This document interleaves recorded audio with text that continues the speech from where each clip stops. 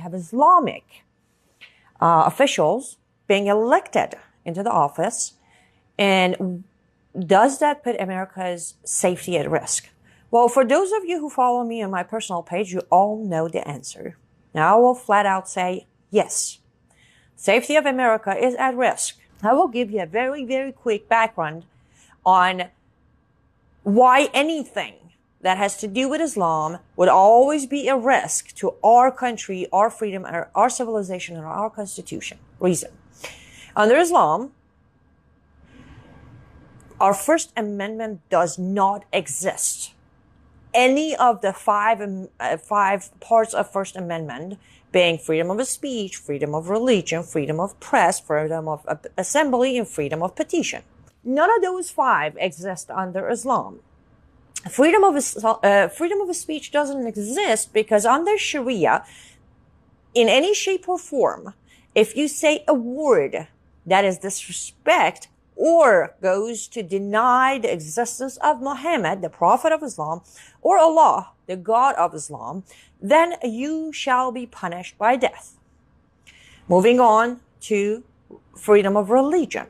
Now, yes, a lot of scholars have come in front of cameras or behind podiums, grabbed the microphone and said, in Quran it says there is no compulsion in religion. However, what they forgot to tell you is about chapter 4, verse 91 of the Quran. Again, chapter 4, verse 91, where it says, those who turn their back, I'm giving you a simplified translation, but you can go read it for yourself.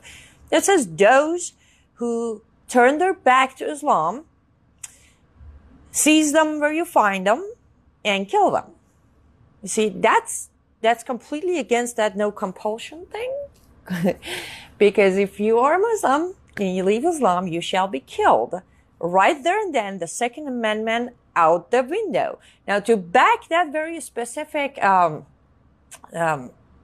of Quran, I want to also give you a hadith where it was the judgment, a ruling of Muhammad, the Prophet of Islam, says, this is on Sahih al-Bukhari. Please note, every time I give you a hadith, it's always Sahih al-Bukhari.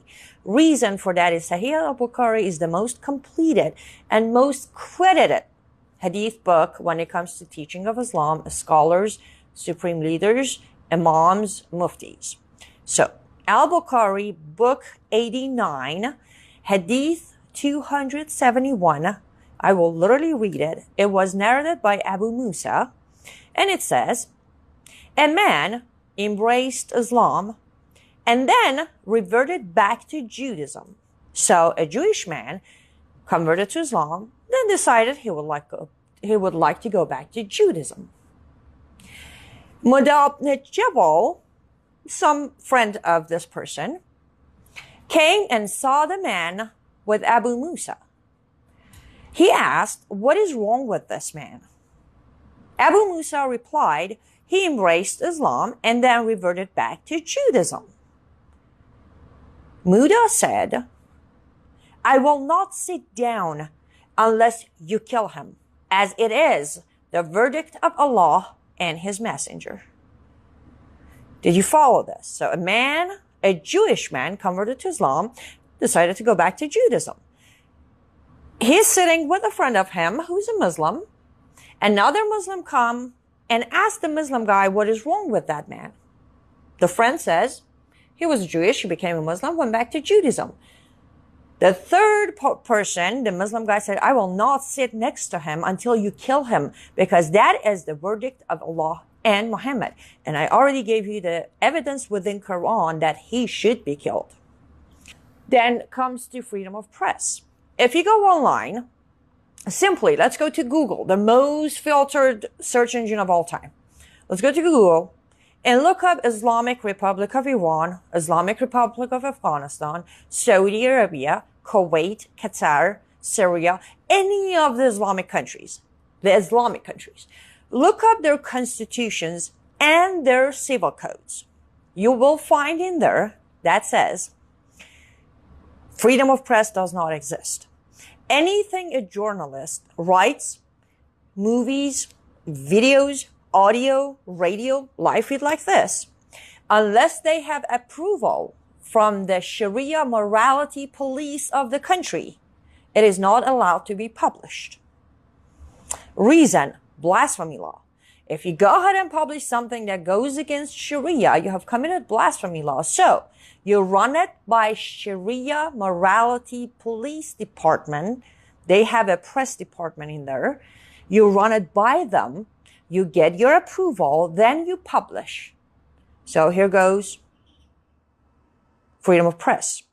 Now, freedom of assembly and freedom of petition. Well, as I said, if you don't have the right to question the leader of Islamic societies, automatically, you can't question them, let alone petition them. If you ever, for example, myself, as I'm sitting here, I have a bounty. And the bounty is not to kill me. The bounty is I should be captured, taken back to Islamic Republic of Iran, which is my motherland, and stand trial. What are my charges? Propaganda against the regime. Did you hear that? Propaganda against the regime. Automatically, I am guilty.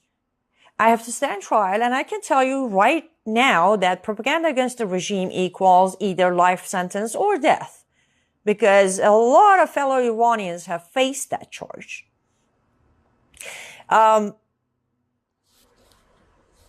So if I can't question, and the reason I stand the reason I've been charged with these charges is because I came out and questioned the supreme leader of Islamic Republic of Iran, Khomeini, which was the former supreme leader. I have questioned many of the presidents. I have questioned the system in Iran. And because of that, I have to stand trial.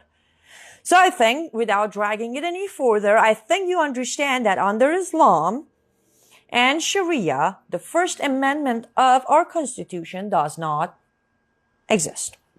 With that being said, both Congresswomen, Ilhan Omar and Rashida Tlaib, they both took their oath to uphold and support the Constitution of the United States on a Quran.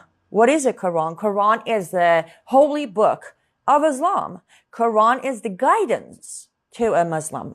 Quran is supposed to be words of Allah. So when they took the oath on that very specific book, that book is their stand, which goes against, simply minimum, against our First Amendment. You see where the conflict of interest starts, right there and then. Right there, it's impossible. You cannot uphold our Constitution if you believe and follow the Quran that you took an oath on.